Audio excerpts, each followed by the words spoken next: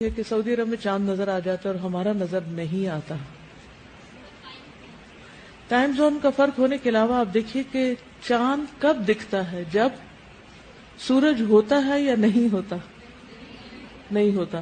سعودی عرب میں سورج ہم سے 2 گھنٹے بعد غروب ہوتا ہے، یہ معلوم ہے نا آپ کو، یعنی 2 آورز کا ڈفرنس ہے، ٹائم ڈفرنس. تو 2 گھنٹے پہلے یعنی اس وقت اگر 7:15 بجے سورج غروب ہو رہا ہے تو ہمیں 5:15 بجے چاند دیکھ لینا چاہیے. نظر آئے گا؟ کس کس کو نظر آئے گا 5:15 بجے چاند؟ نہیں نظر آئے گا. لیکن بائی دا ٹائم چاند سعودی عرب تک پہنچے گا تو وہاں کیا ہو چکا ہوگا؟ 7:15 ہو چکے ہوں گے، مغرب ہو چکی ہوگی، اور مغرب سے تھوڑی دیر پہلے وہ اگر چاند دیکھنے کی کوشش کریں گے تو انہیں چاند نظر آ سکتا ہے جو ہمیں نہیں آ سکتا. اس لیے ہمیشہ ہم ایک دن پیچھے ہوتے ہیں.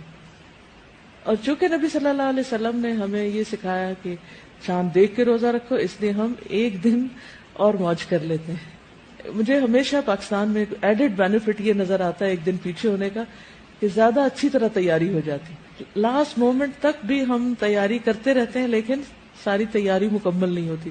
جسمانی تیاری، ذہنی تیاری، روحانی تیاری، کئی اعتبار سے ہمیں تیار ہونا ہوتا ہے.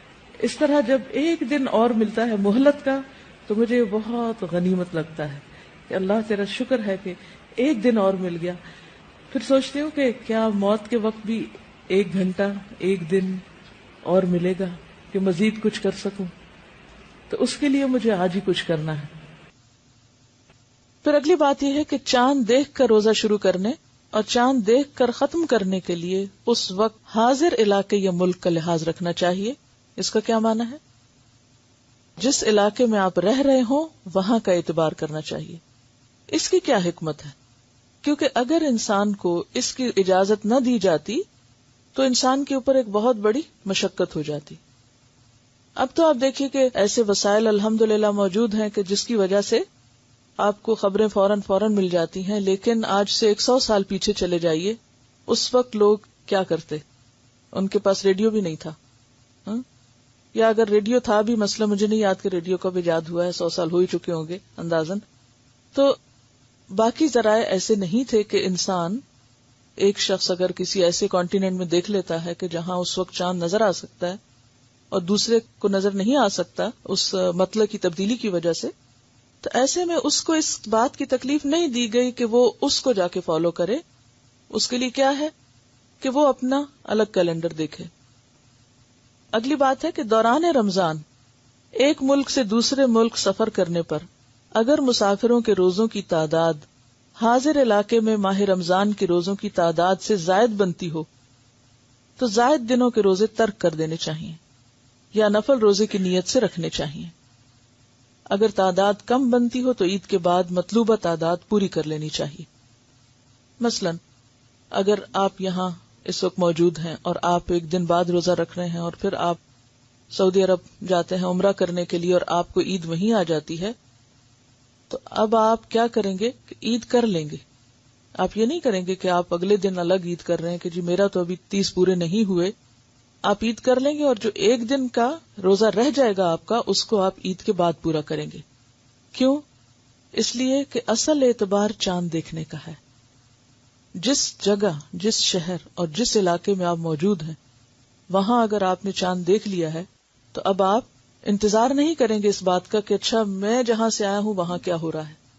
آپ کیا دیکھیں گے کہ جہاں میں موجود ہوں، یعنی موجود جگہ کا اعتبار ہوگا، اور وہاں کے مسلمانوں کے ساتھ جو وہ کر رہے ہوں گے وہی آپ بھی کریں گے. اور اگر آپ کا ایک روزہ رہ گیا، بعضوں کا 2 دن کا بھی فرق پڑ جاتا ہے، تو وہ آپ بعد میں پورا کریں گے.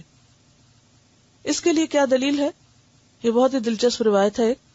حضرت قریب رضی اللہ تعالی عنہ ابن عباس کے غلام سے مروی ہے کہ حضرت ام فضل حضرت عباس کی بیوی ہیں، انہوں نے انہیں قریب کو یعنی اپنے غلام کو حضرت معاویہ کے پاس کسی کام سے شام بھیجا. کس نے بھیجا تھا؟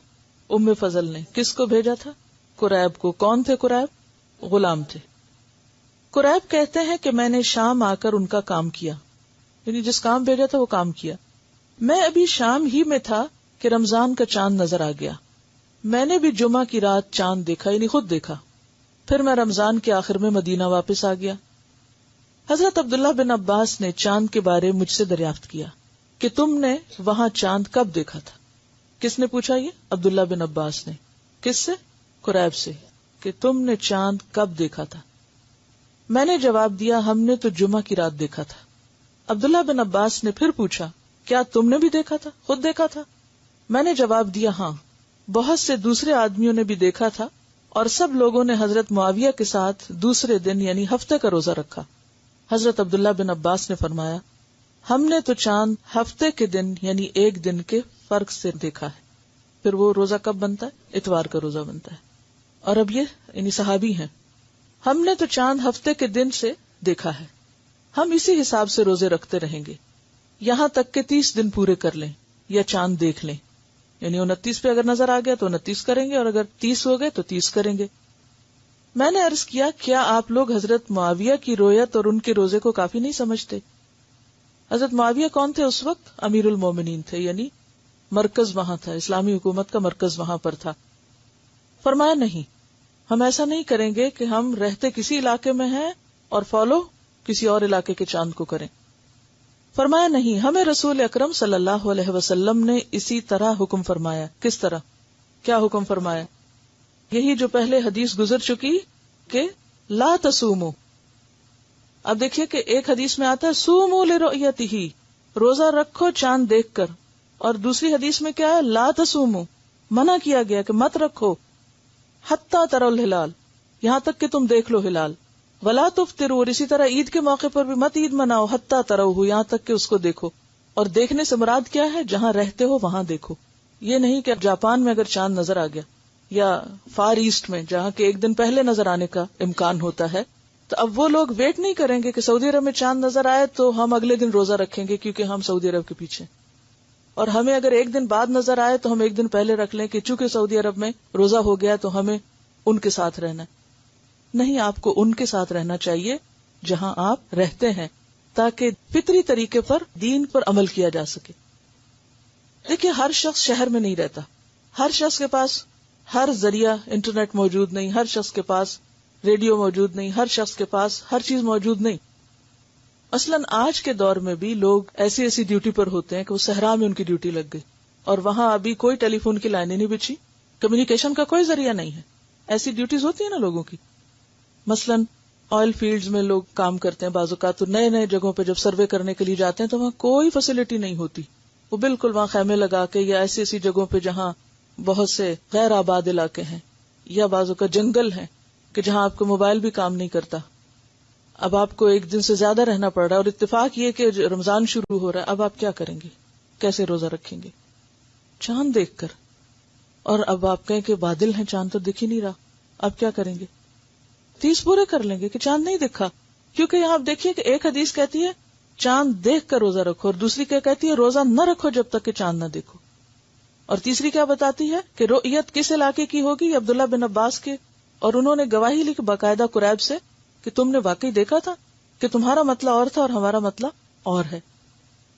اسلامی کیلنڈر دیا ہی اس لیے گیا ہے کہ ہر علاقے کے لوگ اپنے اپنے آسانی اور سہولت کے مطابق روزہ رکھیں اور پھر ان کے اندر ایک اجتماعیت بھی پیدا ہو.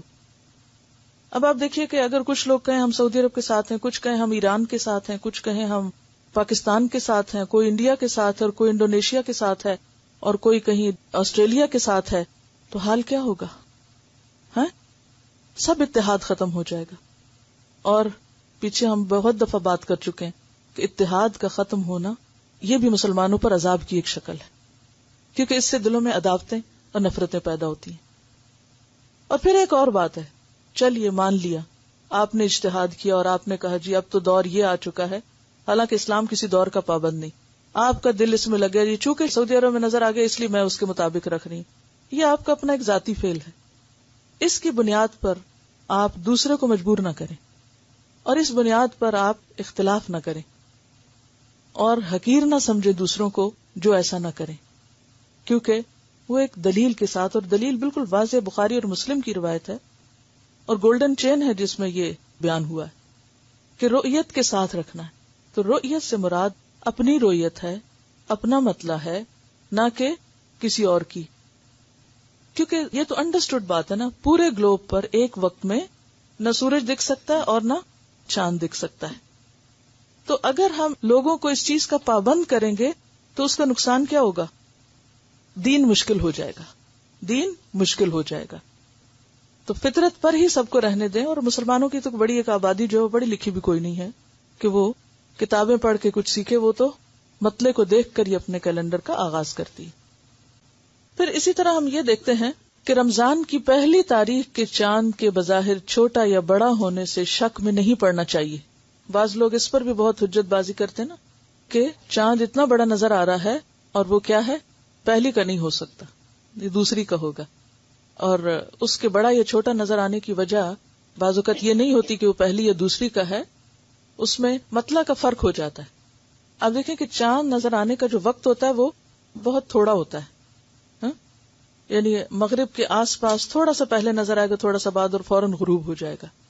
اب اس میں آپ دیکھیے کہ جب راتیں لمبی ہونے لگ جائیں اور رات جلدی شروع ہو جائے اور دن چھوٹے ہونے کی طرف، جیسے آج کل سپٹمبر اور اکتوبر ہے، تو اس میں امکان اس بات کا ہوتا ہے کہ وہ پہلے سے ہی طلوع ہو کر غروب ہو گیا، اس سے پہلے کہ آپ کی مغرب کا ٹائم ہوتا وہ آلریڈی گون، اور آپ اس کو پھر دیکھ نہیں سکے. پھر یہ ہے کہ اس کے بارے میں حدیث ہے، مسلم کی روایت ہے. حضرت ابو البختری کہتے ہیں، ہم عمرے کے لیے مدینہ سے روانہ ہوئے. جب نخلا کے مقام پر پہنچے تو سب نے نیا چاند دیکھا. کچھ لوگوں نے کہا یہ تو تیسری رات کا چاند لگتا ہے بڑا ہونے کی وجہ سے. کچھ لوگوں نے کہا دوسری رات کا لگتا ہے. ہماری ملاقات حضرت عبداللہ بن عباس سے ہوئی. ہم نے ان سے کہا ہم نے چاند دیکھا ہے. کچھ لوگوں نے اسے تیسری رات کا کہا ہے، کچھ نے دوسری رات کا. حضرت عبداللہ بن عباس نے پوچھا تم نے کون سی رات کا چاند دیکھا تھا؟ ہم نے بتایا فلاں فلاں رات دیکھا تھا. تو کہنے لگے کہ رسول اللہ صلی اللہ علیہ وسلم کا ارشاد ہے